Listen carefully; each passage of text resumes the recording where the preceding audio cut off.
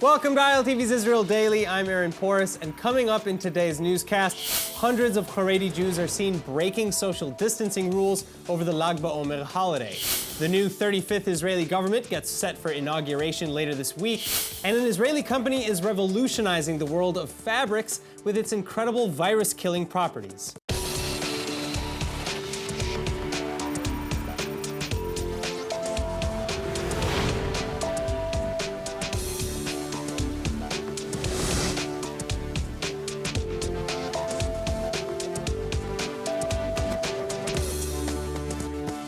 The Jewish holiday of Lag BaOmer is here, but in spite of special restrictions due to the coronavirus, large crowds and bonfires are still smattered across certain neighborhoods in Israel.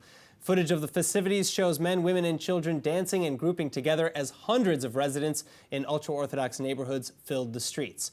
While Prime Minister Netanyahu and other senior authorities are issuing harsh condemnations over the violations, especially since ultra-Orthodox or Haredi Jews account for nearly 70% of COVID infections in the country, and nearly 40% of COVID deaths, despite only making up about 10% of the general population. Still, it's a new day and new COVID-19 numbers are in. The death toll in Israel has unfortunately risen now to 258 by Monday night, but the spread is still slowing. And the number of confirmed infections is now around 16,500, with about 30 new cases since yesterday. 66 are in serious condition, including 58 on ventilators. But 400 people have also recovered in the last 24 hours, dropping the new number of active cases to just 4,400. Again, though, experts are still warning that it's too soon to celebrate. National Security Advisor Meir Ben-Shabbat is urging ministers this week to stop easing restrictions so quickly, or else a second outbreak will come. And health ministry officials are similarly sounding alarm bells.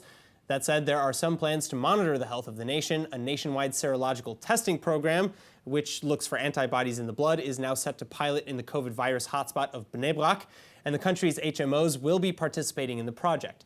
With this, researchers will create a, quote, situation map of how many people have immunity and where the virus has spread to. Meanwhile, as for easing restrictions, more businesses and public spaces are set to be opened sooner than expected. Several ministry officials are drafting ideas of how to get kindergartens and older classrooms up and running as soon as possible. And the Economy Ministry is proposing reopening the beaches and eateries by next week, as opposed to the end of May. There would be several guidelines on how to serve, though, including staff having to wear masks, taking temperatures of customers as they enter, and questioning them on their health, seating tables further apart, sanitizing tables, chairs, and common surfaces between customers, and more. These guidelines are all set for discussion on Wednesday. In other news, Israel's newest government will officially be inaugurated this week, bringing an end to a 1.5-year stalemate in the Knesset, and already there are some major changes to the government being reported, pending final announcements this Thursday. United States Secretary of State Mike Pompeo is arriving this week, causing a one-day delay in the Knesset's inauguration. But Israel's new 35th government is set to take its seat this Thursday, and the National Emergency Unity Government will include the Prime Minister's Likud party, Knesset Speaker Benny Gantz's Blue and White party, the ultra-Orthodox UTJ and Shas parties, and the left-wing Labor and Gesher parties too. The deal is also the first in Israel's history to employ a co-leadership deal in which Netanyahu and Gantz will carry the title of Prime Minister simultaneously, though Gantz will take over as full-time Prime Minister 18 months into the 3-year deal. As for the cabinet ministries, well, this government is set to be one of the biggest Israel has ever had too, with a whopping 36 portfolios. The list is expanded from 32, though, in reported efforts to court members from the Yamina party. As for who will lead each ministry, though, this is still unconfirmed. Gantz has stated that he will wait until the swearing-in ceremony to notify lawmakers within his ranks what ministries they'll receive, and he'll be holding candidacy meetings all day Wednesday, 24 hours prior. Netanyahu's choices, on the other hand, are mostly known, and most notably, Public Security Minister Gilad Erdan will be heading to America as Israel's next ambassador both to the United States and to the UN, replacing Dani Danon. And now joining us for more on the soon-to-be inaugurated 35th Knesset, we have former member of Knesset, Rabbi Dov Lipman. Rabbi, thank you so much for joining us. I want to start off with some ministerial appointments, specifically Yuli Edelstein, the former Speaker of the Knesset, who is now replaced by Benny Gantz. He is, with this all-or-nothing approach, he wants to be Knesset Speaker, or he's even threatening to leave the coalition. Do you think that there's any chance of that happening, and why does he want the Knesset Speaker position so badly? The answer to both questions is the same. The Knesset Speaker, first of all, it's a very dignified position. It's basically the third highest in the country. You have Prime Minister, President, Speaker of the Knesset. It's a fantastic platform for someone who wants to move on to be President of Israel, and there are strong indications that Yuli wants that. As the Speaker, you're a unifier, you work with the coalition, you work with the opposition. Remember, the President of Israel is a vote in the Knesset. All you need is 61 members to support you, and you become the President of Israel. So he definitely wants the position to be able to move on from that point. And that's the very same reason why I do not believe he would bolt and go to the opposition and break his ties with Likud, with Blue and White, with the majority. And he might either accept the position of health minister, but again, I don't think he will, because that's a very challenging place at this time with a lot of negativity and arrows shooting in that direction. But he may choose to do what Ruvi Rivlin did in 2013. He was the former speaker. He was replaced as speaker by Yuli, and he became a regular, so to speak, member of Knesset. And from that place, he worked the Knesset and got himself elected in 2014 as president. So if I was a betting man, I think that would be the scenario that plays out, not leaving to the opposition, staying in the coalition, perhaps choosing to remain as a member of Knesset without a minister position and build his candidacy for president from there. Well, so again, assuming that the presidency is his ultimate goal, would it not be better to take any sort of ministerial portfolio, or is it better, as you said, to maybe just go back the way Rivlin did and become a member of Knesset without anything else weighing on him? He does have two very interesting offers in front of him, either for the health ministry or the education portfolio. And both could be platforms, assuming you do a good job and the people are happy with what you've done towards becoming the president. You could also present yourself in the health ministry, saving Israel from the health crisis, and the education ministry. There are certainly lots of education problems, but you run the risk of either failing or just so many people being unhappy with you, because that's the nature of politics and government work. And at that point, you're not in a strong position for the president position. So this is what he is weighing at the moment and trying to decide what's best for him. Where can he succeed the most? First and foremost, as a good person who wants to do good for Israel, but also, of course, keeping future steps in mind. All right, now I want to talk about the health ministry, because right now pretty much all of the senior positions are becoming vacant. Director General of the Health Ministry, Moshe Bar Simon Tov, has just resigned today. Why do you think he's so eager to resign? There's no doubt there's a basic human level for sure. Whether people approve of the job they've done or not, they have been working round the clock for the last few months, and there's a fatigue which definitely comes into play. There's also certainly a level of blame game, and there's people that are definitely criticizing the health ministry, both for lack of preparedness and for how it's dealt with the crisis. By the way, you have the Director General of the Finance Ministry stepping down for a similar reason, both the criticism but also fatigue. It's a very challenging time to both be managing a crisis and also be fielding all of the criticism that's coming. There's also an element of, with a new minister coming in, the new minister will probably want their own director general, so better to step away before that happens than to be asked to step aside at that point. All right, Rabbi Lippman, thank you as always for joining us. Thank you so much. We'll talk to you later. Thank you so much. Now, in related news, the health ministry is in turmoil at the moment, as all the senior leadership positions seem to be emptying, and no one has yet stepped forwards to take the reins. ILTV's Nittany Manson reports.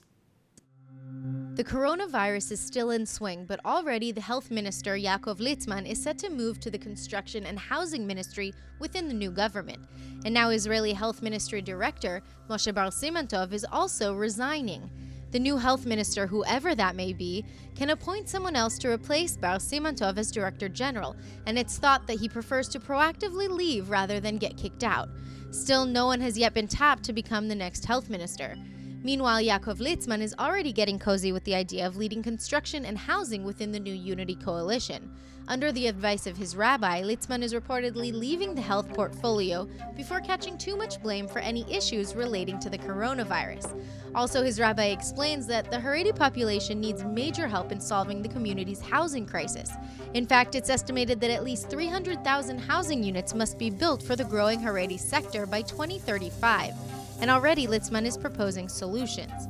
So assuming Litzman is appointed as planned, the construction of 9,500 homes supporting roughly 40,000 housing units will be greenlit for a new Haredi city called Shafir.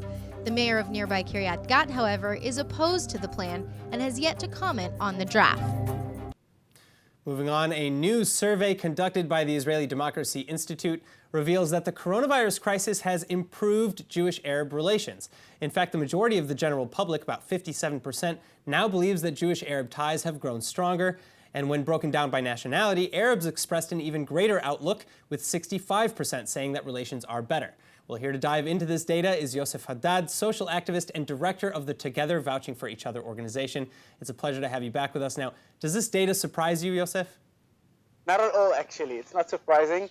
And I wanted to talk about this survey and this data because what we've seen, it is an actual result of the Israelization that we are seeing, especially in the young generation. And I have to tell you something. The corona pandemic showed finally the truth of the Israeli society.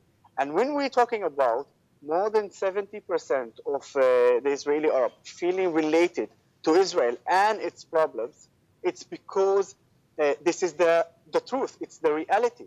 And we've seen that. The problem was that before the corona pandemic, more and more news, especially on TV, especially in the social media, were related to protest, to occupation, to Palestine, and not really talking about the majority of the Israeli Arabs. So this result of the survey is not surprising at all.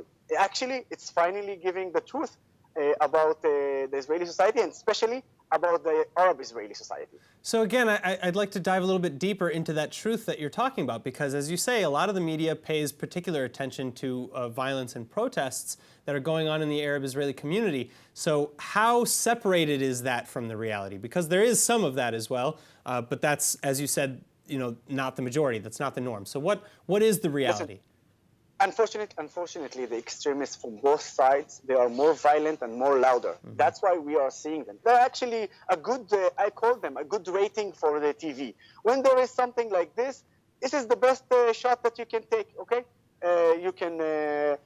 Nobody can actually say otherwise about it. Therefore, when something like this happens, it's all over the news. Daily, what we see, because of the corona pandemic, the stories, the simple stories, and I'm gonna give two examples, simple examples, where in a usual day, it happens every day in our society, but because of the corona pandemic, it brought us to talk about it as a mainstream, as in the TV, on the social medias. I'll give you, for instance, about the Arab Muslim woman who works in the Holocaust Institute and taking care of Holocaust survival. Now, 2 weeks ago, the Ramadan started. And as we all know, in the Ramadan, the Muslim people fast all day. And during Independence Day, where we know that part of the tradition is to make barbecue, okay? So during the Independence Day, the Muslim woman, while she was fasting, she did barbecue for the Holocaust survivors. Wow. They asked her, the staff, you don't have to do that. And she answered them and said, I didn't do it because I have to. I did it because I love them. Now, this is a simple story that happens daily, but nobody really talks about it because it's, not enough interesting. But because it was during the corona pandemic, it became very viral and interesting. So finally, the true stories of the Israeli Arabs are coming out, and the true stories of us, of the Israeli society. And I have a lot of more and more examples like this. When I talk about it and when I ask for a different approach, is this: please, even when the corona pandemic is over, let us share more stories like this. This is what we do. This is our target as well, and mission, to share more stories of Israeli Arabs and Jewish Israelis working together, living together. And you know what? I'm happy in a way. We want the corona pandemic to be over. But I'm really happy that this happened, because it allows us to see the true color of our society. So maybe something good came up from the coronavirus after all. All right, well, I love the fact that we're looking at the silver lining. Yosef, thank you so much, and it was a pleasure to have you. Thank you very much. See you. In other news, amidst a global pandemic, the question on everybody's lips is, am I protected? Well, Israeli company Sonovia wants to make sure that you are by using the latest and greatest innovations available. ILTV's Natasha Kirchuk reports. Masks. Nowadays, everybody's using them as protection from the novel COVID-19 virus. In fact, here in Israel, you can even get fined if you're not wearing one in public. But how effective is the mask you're using? That's a question that can be hard to answer. Unless you're wearing a mask developed by the Israeli company Sonovia. They've developed a unique formula that can be used to treat fabric so that it literally fights off germs. Meaning wearing a mask that's made out of Sonovia's antiviral material can protect you from the coronavirus, along with other deadly bacteria and fungi. Instead of just shielding you from the virus, this mask is going to kill the virus on contact. So if someone is exposed to the virus, the mask material will actually kill it. Or if they are infected with the virus, they won't be able to spread it to other people through breathing because the viral particles will be destroyed. You can use Sonovia's zinc-coated cotton polyester masks over and over again, and tests show they're even effective after being washed 100 times. But what's most interesting is that Sonovia's germ-resistant formula can be used to treat all types of textiles. All the textiles that has been used in the surroundings, starting from car seats in public transportation, everything that is made of textile can be treated and can prevent hospital-acquired infections and its effect on the users, on the humans around it. The need for Sonovia's antiviral fabric solution goes beyond just coronavirus. Every year, 150,000 deaths are attributed to hospital-acquired infections, and 30% of patients in intensive care are affected by healthcare-associated infections as well. So, if medical professionals were to be equipped with Sonovia-protected gear, many lives could be saved. Right now, Sonovia has distributed tens of thousands of its masks to hospitals across Israel to help the doctors and nurses who are on the front line of the coronavirus outbreak. But billions of dangerous germs stick to our clothes when we're out in public, not just in medical centers, which is why Sonovia's masks are now available to the public and can be purchased on their website. Speaking of staying clean, the search for easy ways to clean surfaces and to kill bacteria and viruses has seriously picked up speed in recent months. But a Jerusalem-based startup says that it has solved the problem. Israeli company Biofence has developed an antimicrobial surface coating that kills bacteria and effectively destroys viruses. And it's already proven itself in labs and food sites all across the world. In fact, the Biofence coating even kills the herpes simplex virus, which the company explains is considered to be much tougher than COVID-19. All you have to do is apply the coating and then activate the surface by washing it quickly with a chlorine solution. The treated surface then actively kills pathogens for days or even weeks before needing to be activated again. And best of all, of course, is how versatile this surface treatment really is. Biofence can be applied to walls and floors in hospitals, hotels, offices, transit stations, airports, and more. And it can even be sprayed or painted on without damaging the clear coating. Moving on, today is International Museums Day, but due to the coronavirus, we are, of course, marking the day in a special way. Many museums and tourist hotspots are inviting visitors digitally, and here to tell us all about virtual tourism in Israel is Benny Levine, manager of the boutique tourism company Let Travel. Now, Benny, it's an honor to have you with us. Now, first, I understand that you specialize in boutique tours both in Israel and abroad, but how have you been dealing with the sudden loss of tourism due to the pandemic? So, you know, like all our industry is basically the first one to get out, and now we need to recreate ourselves.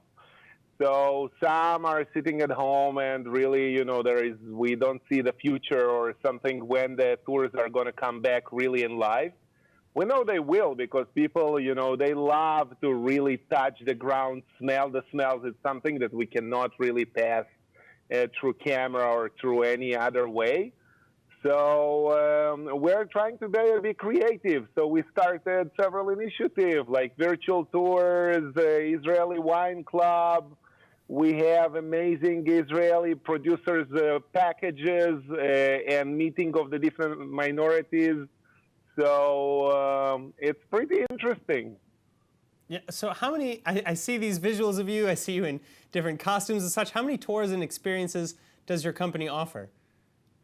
So basically, we started about 3.5 weeks ago, and so far we did over 2,000 users on Zoom. We use the technology of Zoom, and we're getting great feedbacks. We're getting better and better in it.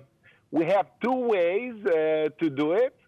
One is really almost like, every guide, they all love the camera. I will even take my glasses. We all love the camera. We love the people. We love this touch. And when you're sitting in your home, it's really giving a lot of the guides, and not only guides, but every person in the tourism industry, really have an opportunity to make a living until everything is coming back. So they're offering experiences or different things, like I have a workshop with a temple that we have 5 visits. They've been planning to come to Israel and they cannot, and now we are kind of getting a little taste to keep that memory. So it's really varies. It's the imagination is there is no limit for the imaginations that we have. So yeah, I wanted to ask, how is the virtual tour physically, logistically done, and are the viewers at home, other than, some of the smells and some of the more experiential things like you mentioned, what else is being missed? So we have 2 things. One is you're sitting at home as a guide or the person that's giving the experience, and you're using Zoom. You change backgrounds like we do now, probably running backgrounds in the back. The second way, I actually built a prototype of a helmet based on an old ski helmet that holds the phone right here, or the camera, the live camera right here. And it looks like a computer game. So we did a tour in Caesarea, and it's first-person view. So I can hold, things in my hands, and when I explain things, it's amazing. Well, Benny, I'm sorry I have to cut you off. It sounds incredible. I can't wait to go check out the catalog of the different tours that you guys have. Everybody watching at home, go check out Let Travel. Benny, thank you so much for being with us. Thank you very much. It will help a lot to the industry people that really need it. And promise you will enjoy. Thank you. Shalom. Now, Israeli train lines are set to reopen soon, pending health ministry approval. But the big news here is in the new, not the old, because an all-new direct line connecting Israel's 2 biggest cities has just been inaugurated on the network. The moment we've all been waiting for is here. The direct railway between Jerusalem's Yitzhak Navon station and Tel Aviv's Savidor Central is opening, and it's set to carry its first passengers May 24th. Now, as you probably know, work has broken down for most industries over COVID-19. But with the roads and railways practically cleared for months now, infrastructure on this newest train line has accelerated. And Transportation Minister Bezalel Smotrich says the line will be further extended to Herzliya by the end of the summer. It'll also boast some 24 new eco-friendly carriages by the end of next year, meaning greater passenger capacity and fewer technical issues. This line was originally approved of in 2001, though, by then Prime Minister Ariel Sharon. And it's 12 years past due and at more than double the original cost. Still, by the end of the month, the new line will rocket 2 trains per hour in each direction between Jerusalem and Tel Aviv, with stops at Ben Gurion Airport, South Tel Aviv's Ha'Haganah Station, and Central Tel Aviv's HaShalom. And it'll run from 6:30 a.m. to 9:30 p.m. every weekday and on Saturday evenings. And now let's take a look at the weather forecast. Tonight should be mostly clear and comfortable with a low of about 64 or 18 degrees Celsius. Then tomorrow you can expect partly cloudy skies, but a heat wave is bringing with it a rise in temperatures to an average high of 91 Fahrenheit or 33 degrees Celsius. And now, before we go, of course, let's take a look at what's going viral in Israel.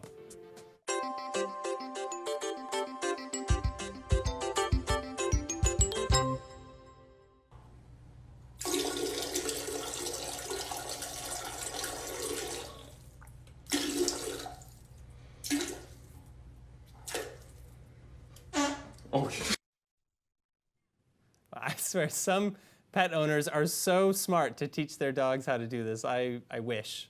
I love the fart at the end, though. It's a nice touch. That is it for today's news, though. Today's exchange rate is 3.51 shekels to the American dollar.